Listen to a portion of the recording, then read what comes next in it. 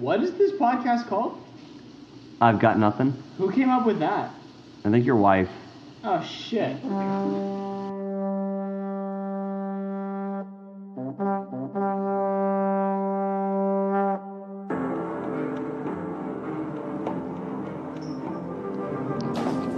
Game of Thrones, the series that ignited a nation, is discussed weekly by two nerds. One, seen every episode completely immersed. The other knows nothing about the phenomenon. Each week, they discuss, debate about what they know and what one doesn't know. This is I've Got Nothing.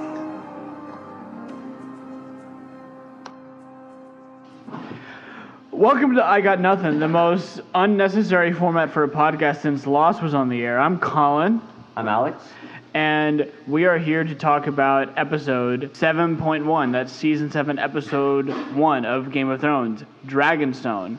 Alex, you have never seen an episode of Game of Thrones before, am I correct? You are very correct in that. All right, so we're going to take this through a couple of simple questions just to generally walk through your impression of it. That's fun. Colin, have you seen any episodes of Game of Thrones? I've seen every single episode of Game of Thrones, and I've read all the books multiple times. Nerd.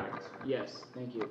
So, Alex, person who has never seen an episode of Game of Thrones until tonight, in your own words, what happened? So yeah, a lot happened. I learned a whole lot because I didn't know a single damn thing. But from my understanding is we have the Starks, we have the Lancasters, then we have the Deadwalkers. And we're gonna get there, don't worry. Okay. And Lancasters, or how would you pronounce it? Please tell me. I'm not going to... Anyway, they're in the south. Everyone tunes in to watch Game of Thrones for the great epic struggle between the Starks and the Lancasters. Remember that, everyone. I've never seen it, okay? We know. But, so, from my understanding, is from the very first scene, Walder, I guess, was the king or the head of that house, and he was toasting to all of his patrons. Y'all freaked out at the beginning of that. We were watching with a group of people, and y'all freaked out when you saw him, so I guess he was presumably dead from what y'all had seen. And what was her name? Arya went through and just murdered them viciously without any chill. I like the little line about she was like, you leave one wolf, and then she just owns it. Question I had, how'd she change her voice? Answer to your question, I'm not telling you, so continue. Man, that really cleared that up. Thank you. Yeah. That was the only bit I had, is when she revealed herself, my first question was, I need to know how she can change her voice like that, because that would be amazing. I'd love to sound like James Earl Jones. No African American was in that scene, so why does the James Earl Jones? I just want to sound like James Earl Jones. Okay. Is that a big issue with you? I just feel like you're taking us off topic. It's okay. So then in scene 2, we have Jon Snow. We didn't get the sister's name. I'm sure I'll get it later on. But it wasn't spoken. What would you call her if you had to call her any name right now? I have no idea. Okay. Jennifer. Okay. Jennifer Stark. Yep, but I know she's a Stark. I did pick up from that. So then I did like the town hall setting. Do they have those often? Where they just made all of their decisions in like a really chill town hall. I mean, it was kind of tense, but going through it, I kind of really enjoyed that setting. That was democracy. Even the kids got swords in that, which I don't know. Question, because in today's modern age, it'd be like a 12-year-old getting a gun. But I guess everyone at that time had a fight. Do you think guns and swords are similar in terms of their destruction? In terms of then, They don't have guns then. They don't have guns then. They don't, but... So in that context, yeah, absolutely. But everyone else in that room had swords. So, like, if a 12-year-old drew his sword and was just, I'm going to kill you, you think he would be able to actually do some damage? I'm just saying that it is definitely a weapon. And I'm curious about the culture behind why everyone gets one. The culture is they're at war, but also they're 12, and I don't think they're actually really a threat to anybody if you think about it. Kind of cute little swords, weren't they? They were. Little cute little swords. They were definitely swords forged for the use of 12-year-olds. Like Cute. that older guy in that scene. Do you think that if they had turned around and decided, I'm going to try to kill you, that older guy would have died? With the little 12-year-old? Yeah, I don't think that would. I mean, like you said, it's war. I think that the multiple men in that room would have murdered those kids, and no one would have gotten hurt. I think they would. Well, someone's getting hurt if they get murdered. Well, except for the aggressors, obviously, because everyone knows that the only thing that stops a bad guy with a sword is a good guy with a sword. It's the Lannisters. Lannisters. You wrote that down? I tried to catch it. Well done. I'm proud of you. But anyway, so yeah. Continue. You're working through your episode summary. Yeah, so we did the town hall, and I liked it that the sister. I liked that they addressed later on the was he Jon Snow? Was that because we caught that in the episode recap. Yeah. That Jon Snow and dark-haired hot guy Jon Snow. Yeah. He went through and not shirtless in this episode, unfortunately. Does he get shirtless? A lot. Really? Yeah. Who are the hottest that you think of guys? Of the guys? Yeah. Ooh, based on shirtlessness, probably. I mean, Jon Snow's up there. Like he's got a pack on him, and Jaime Lannister's got that smolder of his. And I'm gonna go with. Sure. There's a giant who plays a prominent role in one of the earlier seasons. Really, really sexually aggressive, in my opinion. Yeah. You'll see him eventually. Yep. When we get to him that part in the life of this podcast, but hot damn. And because he's a giant, he probably has an abnormally large male genitalia, and that also, you have to take that into account when you're. I don't think any kids are watching this or listening to this. No one's watching it's it. It's on HBO and it's rated TVMA, and the books are like 1,000 pages a piece. Like I don't think kids can't read. No, kids can read. They just choose other things. Like an average book, the first Harry Potter book is like 200 pages, and the first Game of Thrones book is like 600 pages, and I'm all like... Are you comparing size right now? I am. That's where I'm getting at. So you were working through your recap of the episode based on your perspective as someone who's never seen the show. So what happened next? What comes next? All right, and then I think we jump over to Lannisters. The husband came in. He didn't have a name, but I quickly learned that the queen, which let me find her name. Why do you think he's the husband? Because they're their children, and they refer to them in the film or the show as their children. Okay. Unless they just have a weird kind of standing relationship that I don't understand. Okay. Given she is the queen and she kind of does take the throne there. Versus him being the king, so I don't know what the dynamic is. Another side bit, I was very impressed by how many strong women there were in this episode. Name the strong women in this episode. Arya, redheaded sister of Jon Snow, Queen Lannister, which I can't find her name. They mentioned her name multiple times. Let's see, it's, no, I have it. Xerxes? It's close. Closer the second time. Yep. Cersei's. No, I can say it with confidence and I'll get it out. Sure, okay. I'll get them down, I'm sure. And then we don't mention... we only mention Dany's name in the episode wrap-up. So her name's not mentioned at all, but I kind of presume she's like this dragon queen. Yeah? Do you think you saw her in the episode?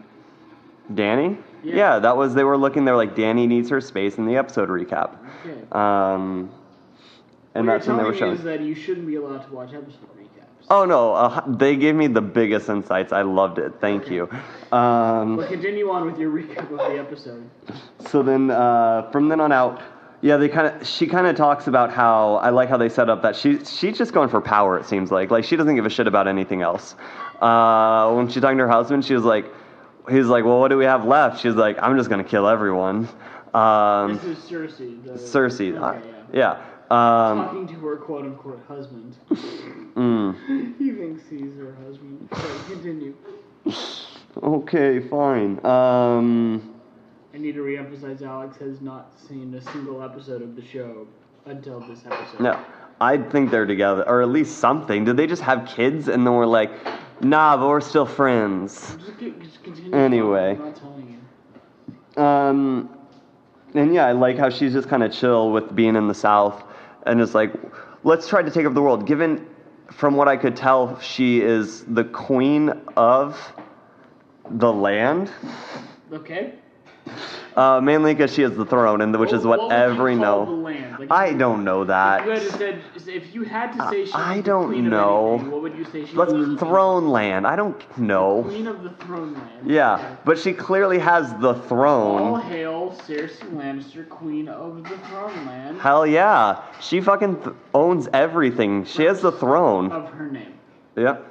So Queen of the Throne Land, or whatever it's going to be called, which I'm sure I'll learn eventually. She had a whole map painted. Kudos to her. But yeah, and then we go over to I believe it's the Citadel. Over with, let's see, with Sammy is his name. Why do you like Sammy so much? You asking me a question? Yeah. Because he's fat and lovable. That's it?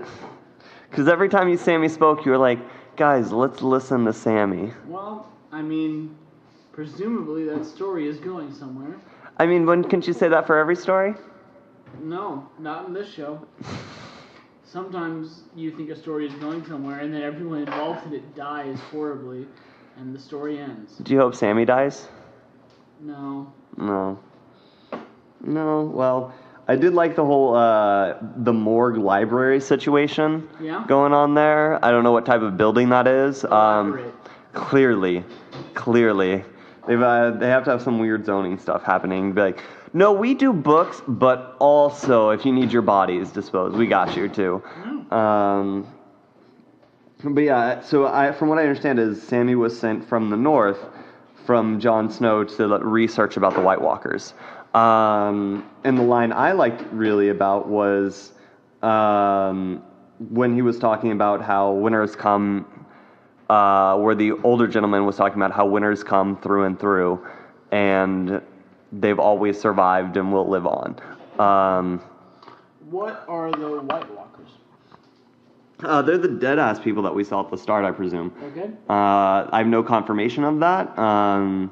But from this setting, but that kind of seems to make the most sense to me. Okay. Continue. Let's see. So from there, it looks like Sammy's just trying to get research on the White Walkers and understanding what they're there for and what they're going to do, because it seems like they're hella afraid of them, or at least Jon Snow is. So I enjoyed that little bit in there. That was one of my favorite scenes. Very casual. Next up, I believe we were in the Riverlands, where we saw Ed Sheeran. Okay. Why did y'all yell no at Ed Sheeran? Because Ed Sheeran was in the show. Before this? No. This is his first appearance, and I just didn't want him there. Oh. Yeah. You know, like he was even singing and everything. Yeah, okay, that's cool. Like, Ed Sheeran's appearance in the show to me was akin to if Weird Al had popped up in the show. I don't want him there. Because his only goal is clearly to sing. And not actually play character. He's just to draw attention to himself. It's like, hey, look at me, I'm Ed Sheeran. I think he fit the role of redheaded. What the fuck does that mean? There's a lot of redheads in the show. I can count 3 in this episode. Name them. I don't know names. Don't threaten me like that. Okay. But anyway, I appreciated him being there, but I think I have a different perspective. All right. But it was distracting as hell. I will give you that. I don't know where that storyline's going to go with Arya? Okay. Just meeting and hanging out with them. I did love her line, though. She's like, I'm just going to go kill the queen. Which is what gave me context to believe that these are just like territories, and then she's like head queen of Thrones Land, or what were we calling it? Thrones Land. What were we calling it before then? I don't know. Something along those lines. And then we went to the guys on horses. I don't know. I didn't pick up any of their names. I don't really understand why they're important to the story yet. Describe these guys a little bit more for our more attentive viewers to know who exactly you're talking about. I mean, following chronologically, it's the the guys. They're walking on horses in the snow. So I presume they're in the north, obviously. It's called riding. They're riding horses in the snow. I think I said that. No, you said walking. I mean... What you said implied that human beings were walking on the backs of horses, which doesn't make any sense unless the horses are dead. Were these horses dead? It's really cute how anal you are. Yep. Let's see. Speaking of anal, we're going to get into some good episodes of the show later. What? Continue. So next up, that whole scene. Oh, this is an interesting thing. You didn't answer it. You didn't. So moving on. Describe these guys physically. They're Brody ass dudes. One's missing an eye. Okay, that's what I'm looking for. You would say that one had a missing eye, and the other one might have like kind of a long, grungy-ish hair and a lot of Given I feel like scars. most of them never shower. Yeah. But you would say one such character had scars on the side of his face, right? Yeah. Like scars from a fire of some kind? I mean, yeah, that would make sense. Okay, I'm just, in case anyone's listening to this and wants to know who you're talking about. Yeah, you mean the person we didn't get names from? Yeah. No, yeah, they were addressed him by his name multiple times. Nope. Actually. Yes, they I wrote did. every single name here. Yeah, well, you did, because Xerxes, I was listening to the Sammy, episode. Lord Baelish, Ed Sheeran, that was his name, by the way. Anyway. You have nice handwriting. Thank you, sweetheart. So yeah, that whole bit, I guess I'm wondering how that plays out. It kind of seems like they're in the north, maybe doing recon work or something. I don't see what their interests play to the whole story yet. Okay. But also the question that I want to address most with you is, why do you think they can dig a hole in sub-zero temperature? Because they can, and they did. They were shown doing it. Okay. And it's not sub-zero temperature. It's freezing. Yeah, but... That means it's a range from 0 to 32 degrees. Freezing degree is 32 degrees Fahrenheit. Yeah. What you just said was -0 degrees Fahrenheit. Probably with wind chill. It can be snowing at under 32 degrees and not be sub-zero. No, that's very true, but probably with wind chill, which we do know it is windy. They are in the north, where they're used to having strong winters. The soil there is probably perfectly tenable for carrying a body like that. Have you ever been to Wisconsin? There's actually several Forensic Files episodes where someone tried to bury a body and could not actually get in. In Wausau, Wisconsin, Thanksgiving 2015, my grandfather had died and we were going to bury his body in the graveyard and we could not because the ground was too hard because it was so cold. Okay, that was your one sentence take from Abby. What I'm saying here is that I don't remember a scene where a character held up a thermometer and told you exactly what the temperature was, so we can't know how cold it was. I mean, but we know that it's whether or not it was too cold for them to bury that body. And besides, it was a character moment. So you're willing to look over the flaws of logic? Yes, I am. For that character moment. All right, then that's fair. But I do want you to admit that that the actual ability to do it is not possible. I will not admit that. And with at least 3 inches of snow on the ground. You give me a dead body, I will take it up into Minnesota during the winter, and I will successfully bury it. Can you make that a promise? Yes. With the same shovels in the show. I don't know the kind of shovels they have. Well, we can rewatch it, and we can I'm going to say no because implying that I should use the same shovels implies I should use the same temperature, the same kind of land, have the same size of guy helping me. Like, that's just... No, I think one's a tool. I think because you can also use a crane. And if you use a crane, then I feel like that disqualifies it entirely. But you're discussing every single attribute of the situation. I think that is a very important fact. As an issue of the soil, and singularly the soil. And if 100%. But if you can use a bulldozer to move ground, then that doesn't count. Here's the deal. They shoot the series primarily in Northern Ireland. So when you die, I will take your body to Northern Ireland in the winter. And I dislike that you just presume that I'm gonna die before you. You were absolutely gonna die before me, but continue with your recap of this Let's episode see. of Game of Thrones. All right, so we agree you're wrong. Next up, we go back to Sam, who finds out that he can read, which was really cool. Yeah, that's cute. And he asked for looking for dragon glass, and I didn't catch where what the land was, where it's headed.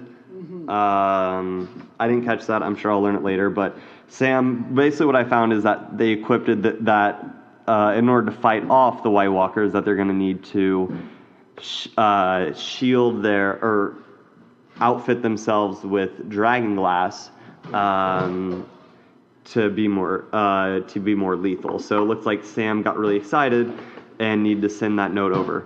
And then next up, we watch Sam going through what is now no longer a morgue or a library. It looks more like a hostel situation.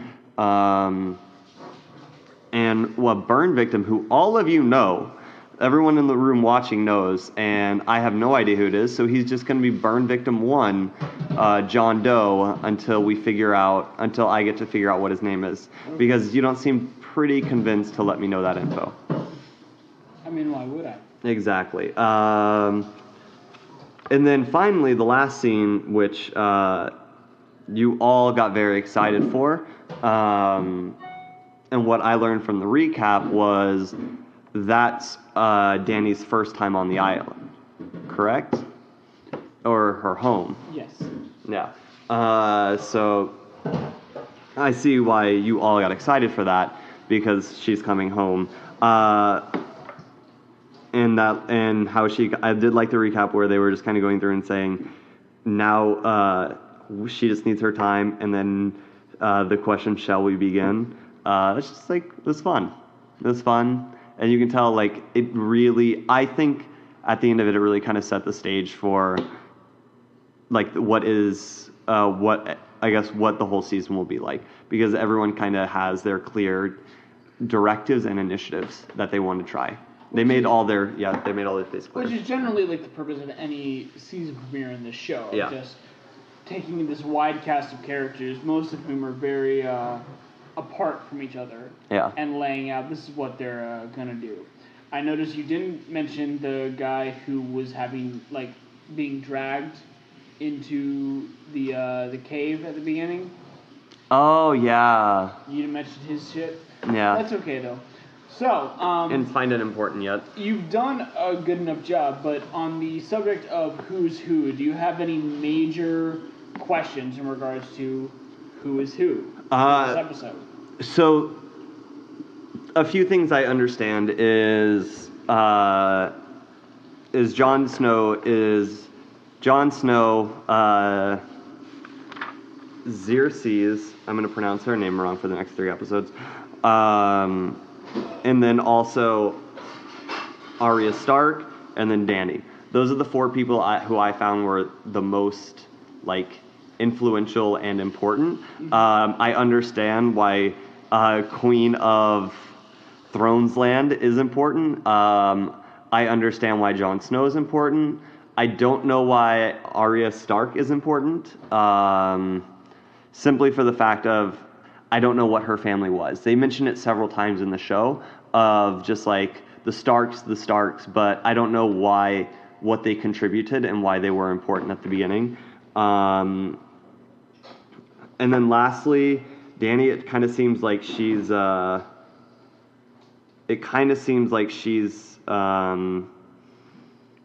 to be important because it seems like she's the owner of Dragonland.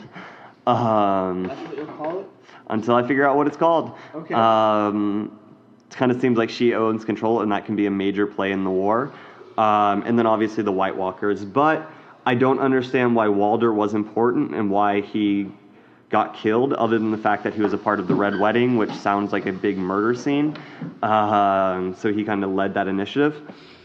And then really the dudes in the snow, burying the body. I'm curious to see how those guys will end up playing a role in the big gist of it, because everyone kind of seemed like arming themselves up and figuring out what are our next steps.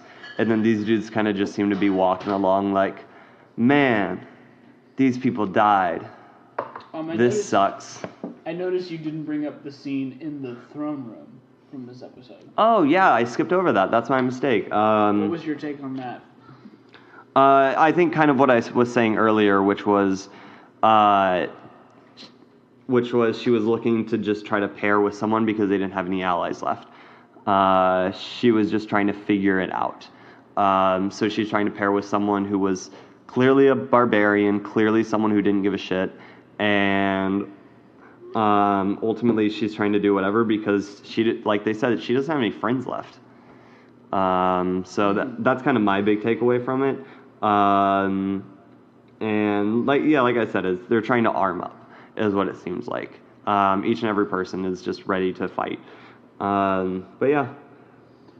As a purveyor of television, what did you enjoy about this episode specifically? Definitely the build-up, the suspense, and I think as someone starting out, they did a good enough job to keep me interested, to see what does happen next. What were your favorite parts?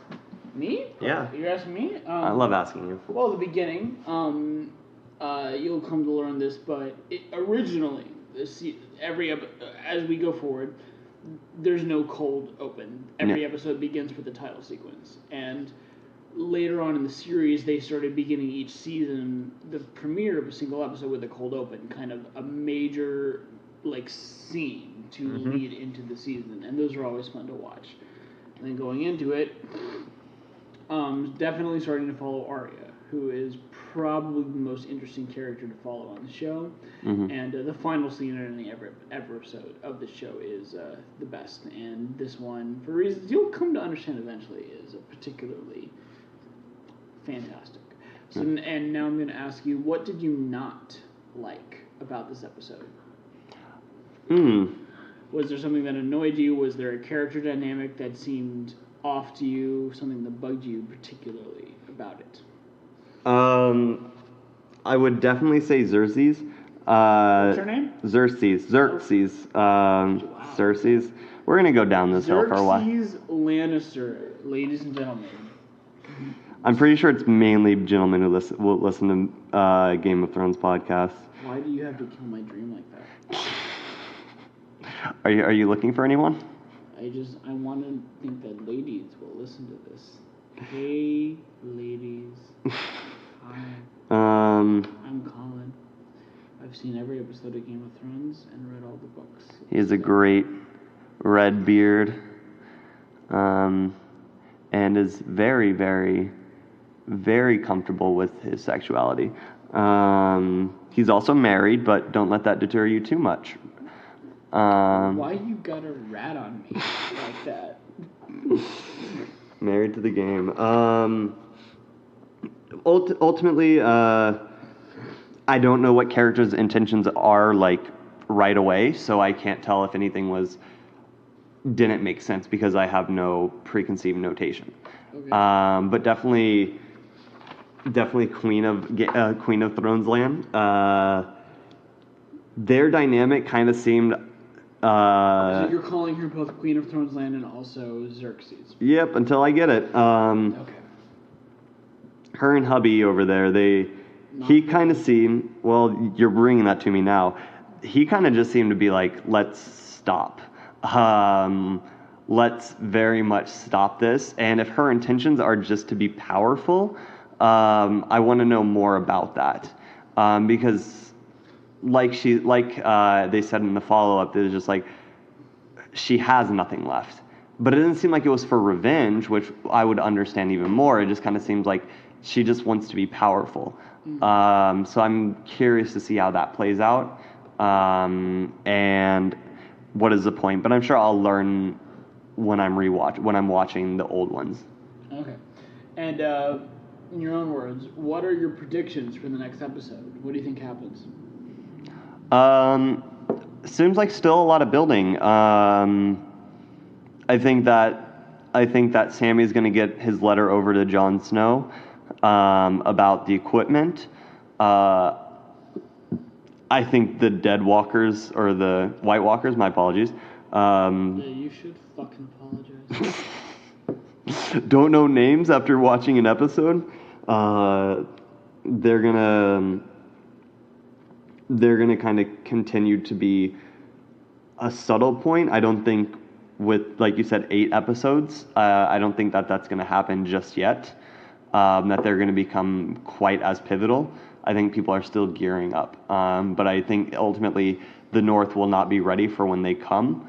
And then the South is going to be I think she's going to end up making that alliance after the guy proves himself. And then Danny, that has to be her actress name, not the character name. No, it's the character name. It is? Really? Okay. She's going to, like you said, I'm curious to see what that looks like, because she's like, shall we get to work? I don't know what the fuck they're working on. Like, what are they going to do? We got dragons. Are they going to do How to Train Your Dragon bit? I want to watch that. I would watch a whole montage that's just like the montage of How to Train Your Dragon. I think she's already trained her dragon pretty well. I did see a lot of dragons there, but what if it's more like just a colony of they have to learn all of the new dragons? That's not the show. No, disappointing. But yeah, what are some of the things you're most excited to see this season? Well, without leading you too much into anything that might give you more information than you are deserving of, Daenerys being where she is definitely the most interesting part of the season. We've been watching her for 6 seasons, not being in the continent of Westeros, and now she is. Yeah. And that's going to lead to some shit. And Jon Snow being King of the North, man. Like, both basically we've seen these two characters slowly been coming toward each other in a way, and so the big question for the season is, will they unite or will they be at odds with each other? And we don't know that yet, so that's the interesting question for this week. From this point right now, it definitely seems like they are gonna fight. Yeah. Without a doubt. Although Jon Snow seems more hesitant of it. Doesn't seem to be as quick willing to just go to war, and is definitely focused on his nearest enemy, which is smart.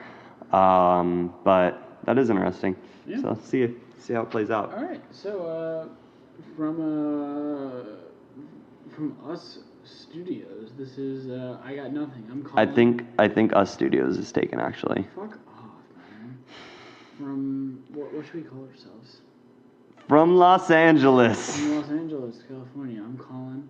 I'm Alex. And this has been our recap of season 7, episode 1, Dragonstone.